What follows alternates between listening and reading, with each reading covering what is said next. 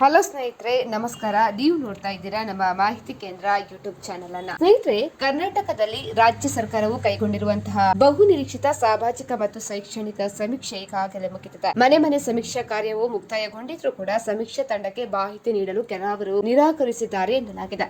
ಈ ಹಿನ್ನೆಲೆಯಲ್ಲಿ ತಪ್ಪಿ ಹೋದ ಮತ್ತು ನಿರಾಕರಿಸಿದವರ ಸಂಪೂರ್ಣ ವಿವರಗಳನ್ನು ಕಲೆ ಹಾಕಲು ರಾಜ್ಯದ ಹಿಂದುಳಿದ ವರ್ಗಗಳ ಆಯೋಗವು ಇದೀಗ ಮತ್ತೊಂದು ಹಂತದ ಪ್ಲಾನ್ ಬಿ ಅನ್ನ ಇದೀಗ ಆರಂಭ ಮಾಡಿದೆ. ಹಾಗಿದ್ರೆ ಏನು ಅಂತ ತಿಳಿಯಲು ವಿಡಿಯೋವನ್ನ ಕಂಪ್ಲೀಟ್ ಆಗಿ ನೋಡಿ.